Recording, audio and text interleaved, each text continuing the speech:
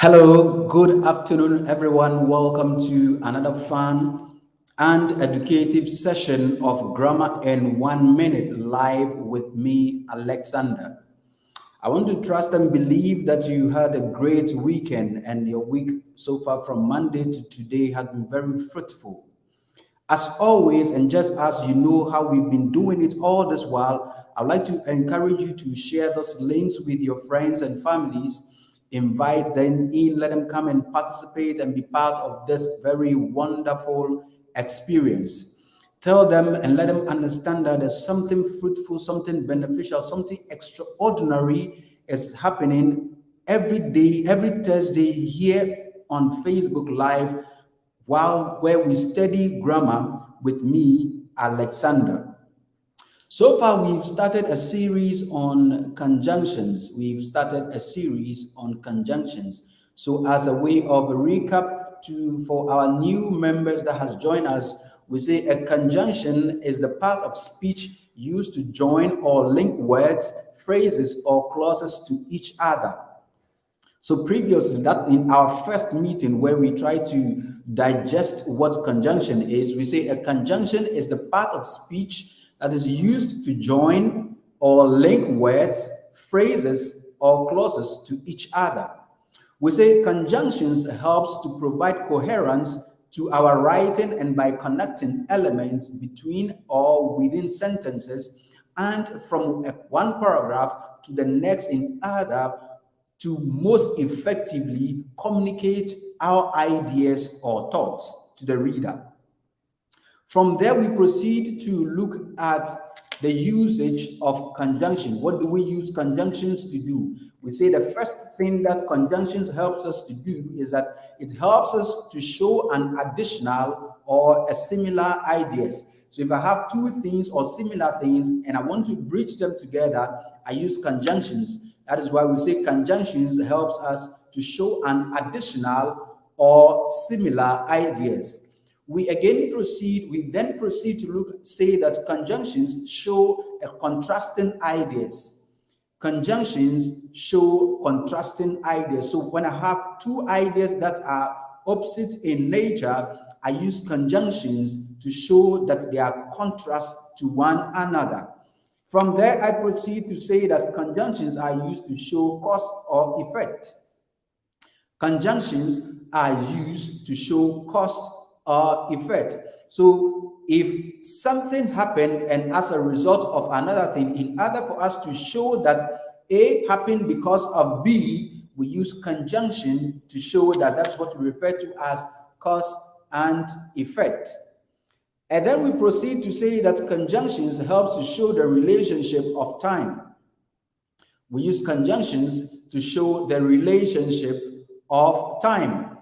Again, we say conjunctions are used to show the relationship of place. So one place to another, if you want to bridge that particular gap between a particular place and the other, we use conjunctions to show the relationship of place, and the same thing, we use conjunctions to show the relationship of time.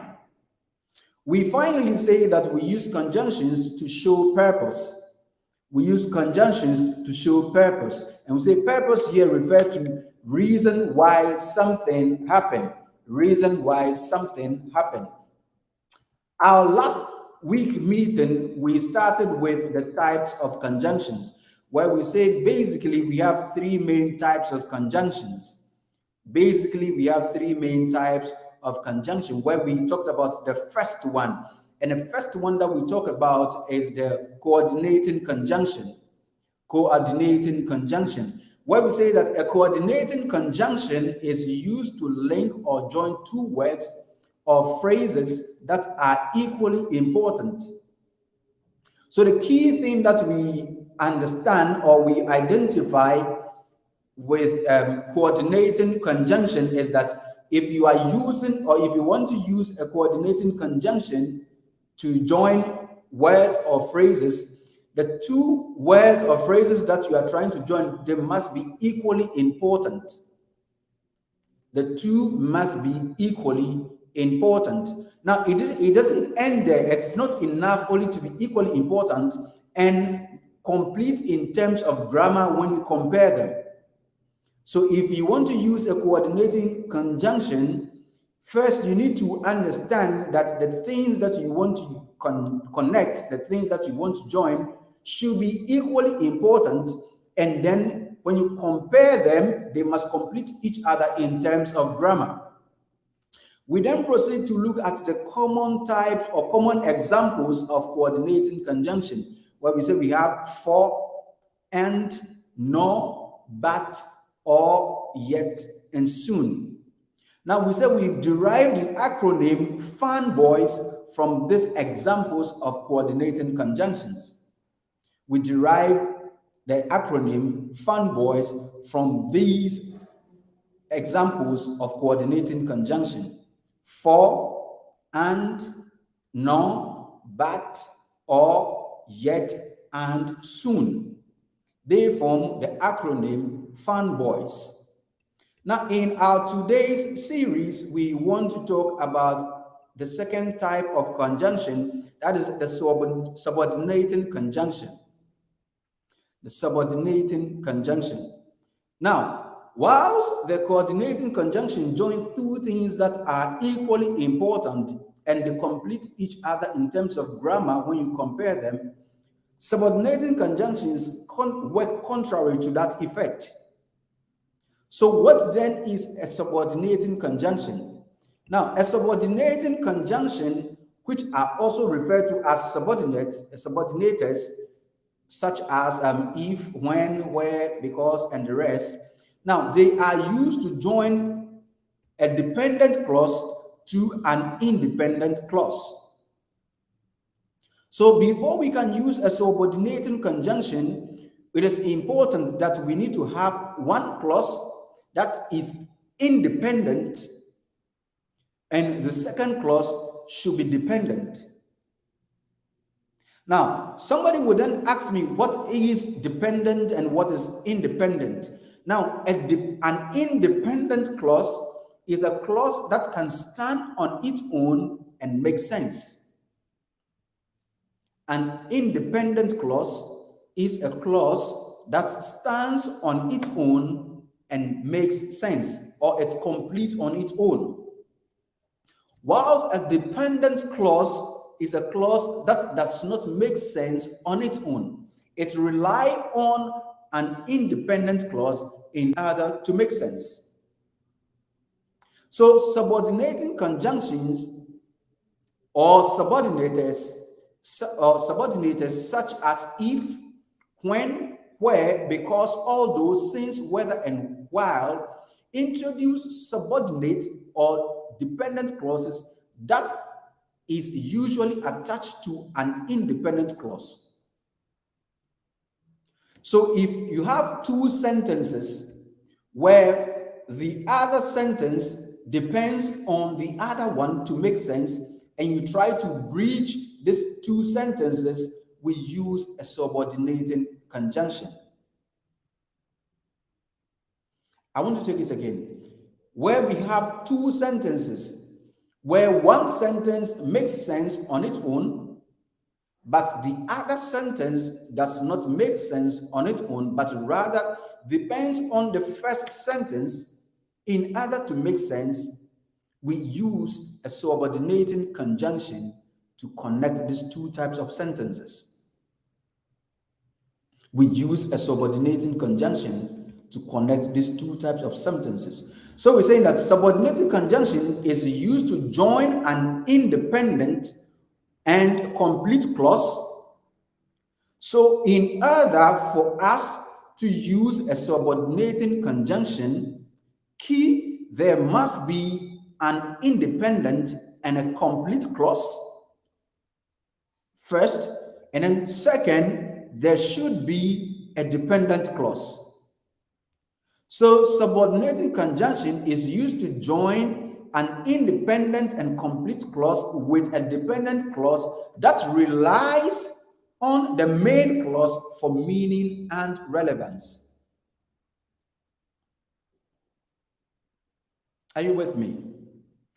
Subordinating conjunction is used to join an independent and complete clause with a dependent clause that relies on the main clause for meaning and relevance. So two things here. There should be an independent and then there should be a dependent. For example, the director is unavailable. I will speak with her assistant. These are two separate sentences. The director is unavailable. The second sentence, I will speak with her assistant. Now, if I want to join these two sentences, I need to be able to connect it because from the look of things, one of the sentences depends on the other one in order to make sense or to be meaningful. So I use a subordinating conjunction if.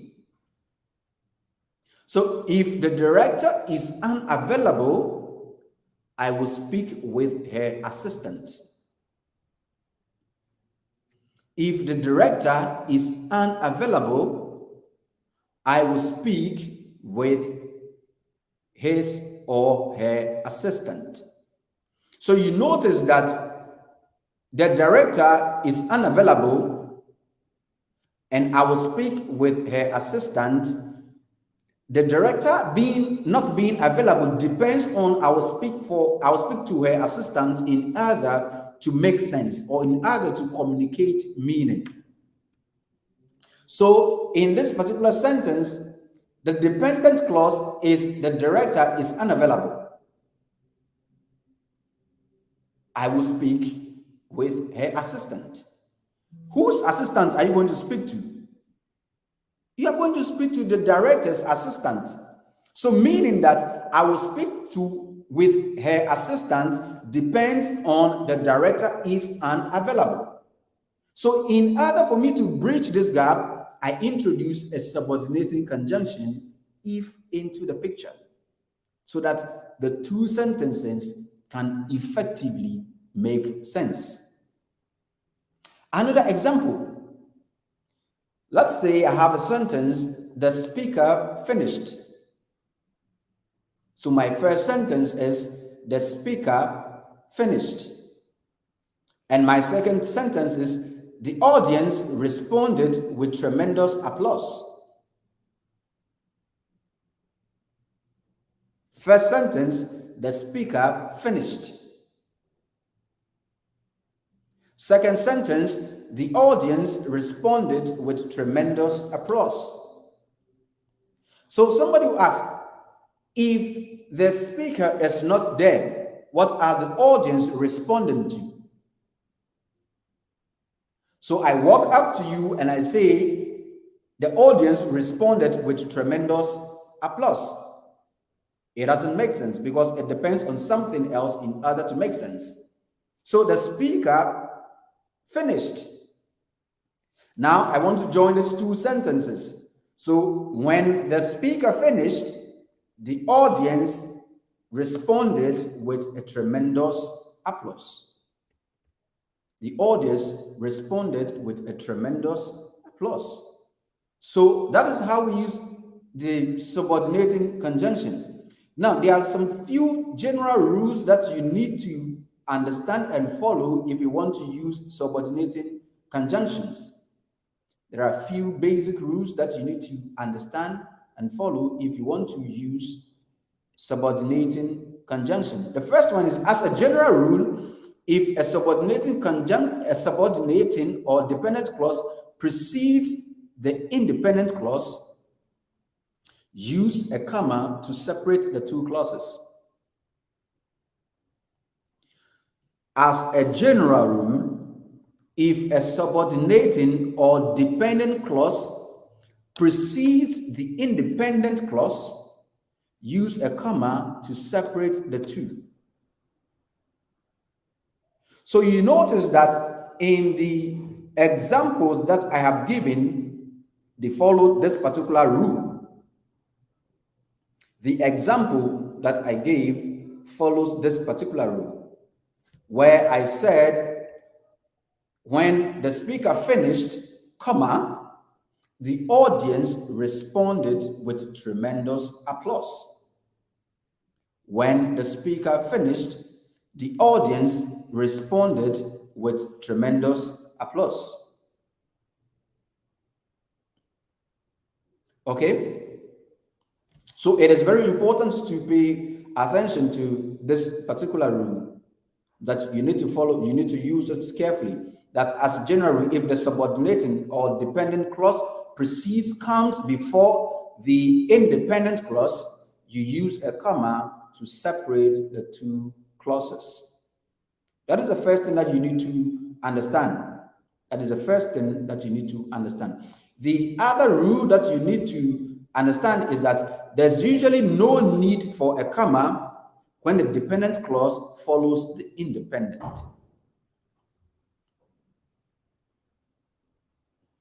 Take notice of the two differences.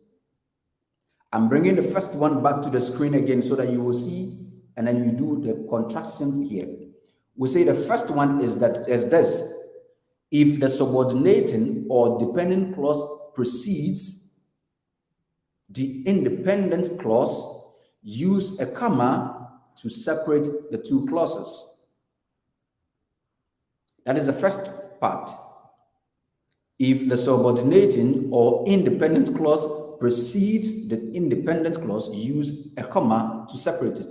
Now, the second part is saying that there's no need for a comma when the independent follows the, when the dependent follows the independent. Let's look at an example for that. Let's look at an example. I could not stay for the reception. I could not stay for the reception. That's the first sentence. Now the second sentence is, I had another appointment. I had another appointment. So the first sentence, I could not stay for the reception.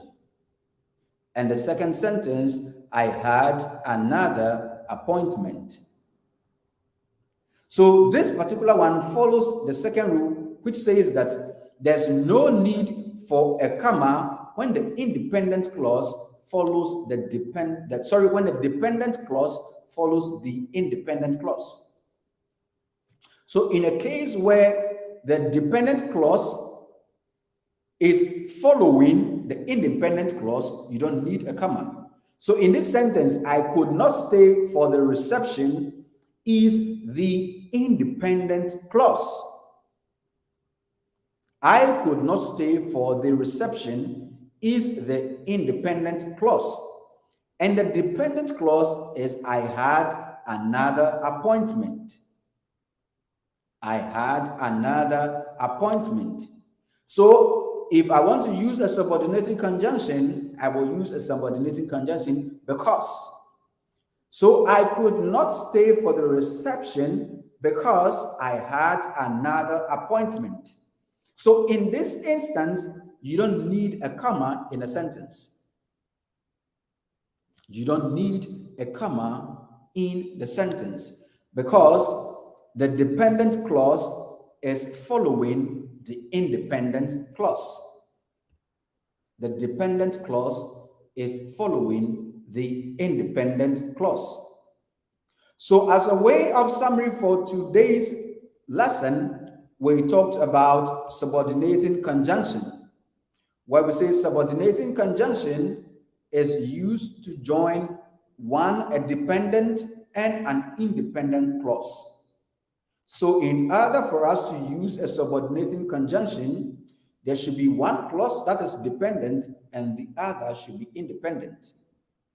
We then look at some few examples of subordinating conjunction. We say if, when, where, because, although, since, and while. From there, we talked about the rule that you need to follow, where we say as a general rule, if a subordinating or dependent clause precedes the independent clause, use a comma to separate the two clauses. That is only and only if the subordinating or the dependent clause precedes the independent.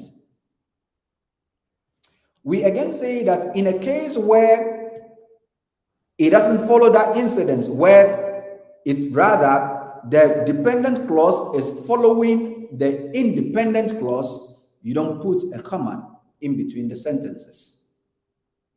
You don't put a comma in between the sentences. On this note, we bring today's session to an end. And as always, I will encourage you to make the effort to read the messages, read a lot, because one thing with grammar is that if you want to perfect your grammar, you need to read a lot. So I will encourage you to develop the habit and make yourself the time to read and practice. Don't just read, but whatever you read, I would like to encourage you to practice. Now, if you find any difficulty in your grammar acquisition, I'll encourage you to get in touch with me, send me your comment, your questions, your contributions, and I will reply you with the right and appropriate answers that you deserve in order to push you and motivate you to learn and improve your grammar usage. Till then, I wish you the very best of the day. Continue practicing and always remember that with grammar, you will speak better. See you next time.